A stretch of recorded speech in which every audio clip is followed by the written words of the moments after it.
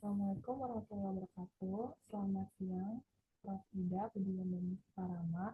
Kami di sini dari kelompok 3 ingin mempresentasikan tentang pelayanan publik inklusif di Klinik Unpad, studi tentang ketersediaan fasilitas ramah gender dan disabilitas.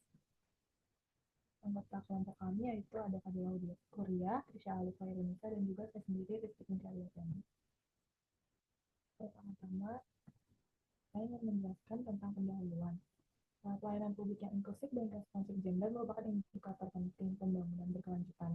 Dalam pelayanan kesehatan, inklusivitas meliputi fasilitas, kebijakan, sistem layanan, dan budaya organisasi yang menghargai keberagaman. Klinik Unpad berkomitmen menyediakan layanan berkualitas, mudah diakses, dan inklusif bagi sivitas akademika serta masyarakat. Di sini Unpad sudah ada upaya di dalam klinik Unpad, yaitu pertama ada jalur kursi roda, lalu kedua ada toilet disabilitas, ketiga ada ruang adaptasi, yang keempat ada kursi prioritas.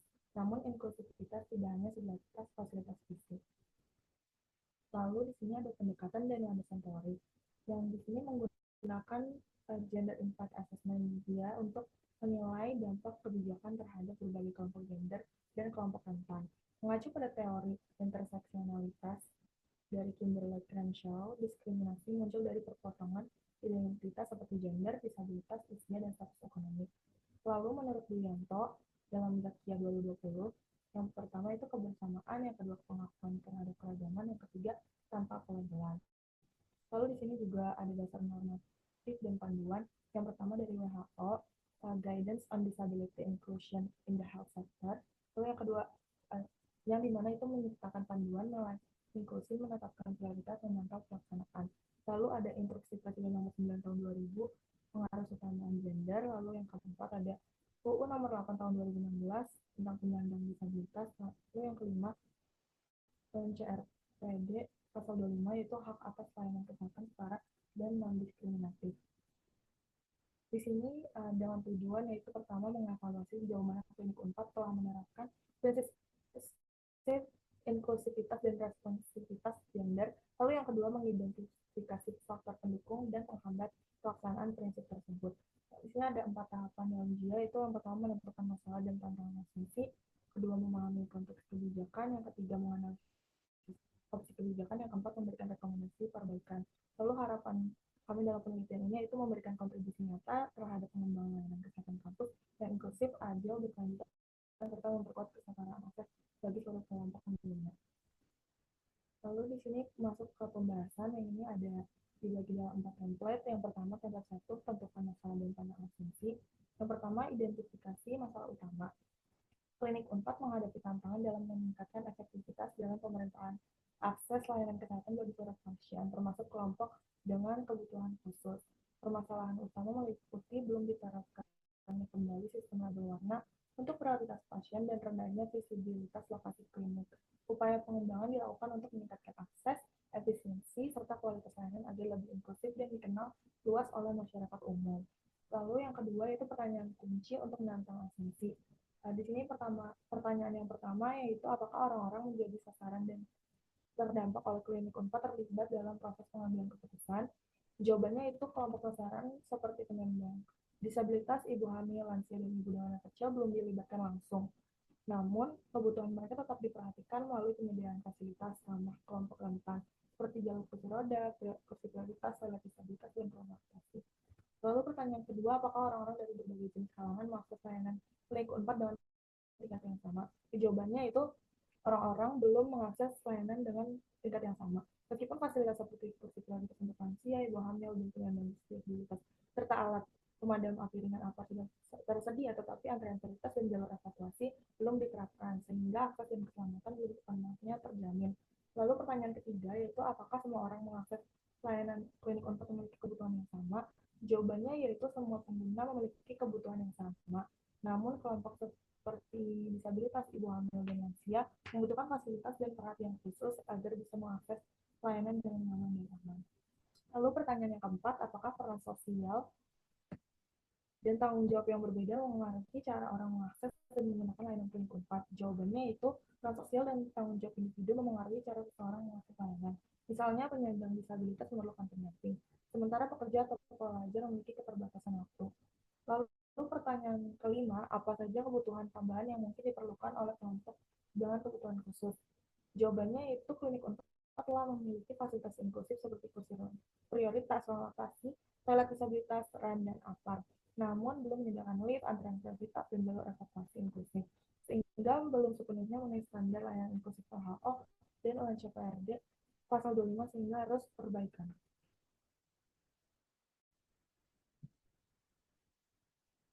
Lalu yang ketiga yaitu fokus penilaian gender. Dalam menilai sejauh mana klinik untuk ramah disabilitas dan inklusif, fokus utama penilaian diarahkan pada dua aspek, yaitu pertama aspek pelayanan, apakah tenaga medis sudah memberikan perlakuan yang setara kepada semua pasien tanpa membedakan gender atau kondisi. Lalu yang kedua, aspek fasilitas, apakah sarana yang tersedia seperti jalur, akses, toilet, dan ruang tunggu sudah memperhatikan kebutuhan semua kelompok termasuk perempuan, lansia, dan penyandang disabilitas. Penilaian ini bertujuan untuk memastikan bahwa setiap pasien tanpa memandang gender atau kondisi fisik memperoleh kesehatan yang sama dalam akses layanan kesehatan. Lalu selanjutnya akan dilanjutkan oleh Fadila. Masuk ke template 2, yaitu memahami konteks kebijakan. Untuk pertanyaan yang pertama, informasi apa yang tersedia untuk memahami siapa yang kemungkinan besar akan terdampak oleh layanan klinik unpad? Jawabannya, identifikasi kelompok terdampak dalam layanan klinik unpad diperoleh melalui observasi alur layanan, wawancara tenaga administratif dan pasien, serta analisis fasilitas klinik. Temuan menunjukkan dua skema layanan, yaitu BPJS dan Mandiri. Ketersediaan fasilitas inklusif, yaitu jalur kursi roda, toilet disabilitas, ruang lokasi, dan kursi prioritas, kesiapsiagaan penanganan darurat, serta tantangan operasional seperti keterbatasan fasilitas pada jam sibuk. Koordinasi dengan pihak klinik menguatkan pemahaman terkait kebijakan internal, rujukan layanan, dan hambatan teknis. Benchmarking dengan Harvard University Health Service dan Klinik Medika Andalas menegaskan pentingnya dukungan kelembagaan, pelatihan SDM, fasilitas aksesibilitas vertikal, dan inovasi digital inklusif sebagai arah peningkatan layanan klinik unpad. Pertanyaan yang kedua yaitu informasi apa yang tersedia untuk memahami pengalaman nyata dari kelompok-kelompok yang beragam yang akan terdampak. Jawabannya, pengalaman pengguna diperoleh melalui wawancara pasien dari UNPAD dan ITB yang menunjukkan layanan klinik UNPAD dinilai mudah diakses, responsif, serta ramah bagi kelompok rentan. Pasien menilai fasilitas sudah mendukung kebutuhan disabilitas dan gender sensitif. Alur layanan cukup cepat, serta tenaga medis komunikatif dan non-diskriminatif. Meskipun demikian, kebutuhan peningkatan kapasitas ruang tunggu dan efisiensi layanan pada jam padat masih menjadi catatan pengembangan untuk memperkuat pengalaman inklusif pengguna. Lanjut ke pertanyaan yang ketiga, yaitu bagaimana program layanan klinik unpad kemungkinan akan memiliki dampak yang berbeda bagi orang-orang yang berbeda. Jawabannya, layanan klinik unpad berdampak berbeda sesuai kebutuhan tiap kelompok pengguna. Pasien disabilitas, lansia, ibu hamil, dan orang tua dengan anak memerlukan aksesibilitas fisik dan prioritas layanan yang sebagian telah diakomodasi melalui fasilitas pendukung dan mekanisme layanan responsif. Meski demikian, keterbatasan fasilitas pada jam sibuk berpotensi mempengaruhi kenyamanan kelompok rentan, sehingga penguatan kapasitas layanan diperlukan untuk menjamin pengalaman yang setara, adil, dan inklusif bagi seluruh pengguna. Masuk ke template ketiga, yaitu analisis opsi. Menganalisis opsi kebijakan untuk meningkatkan inklusivitas dan responsivitas gender dengan mengevaluasi biaya, manfaat, dan dampaknya terhadap kesetaraan akses layanan.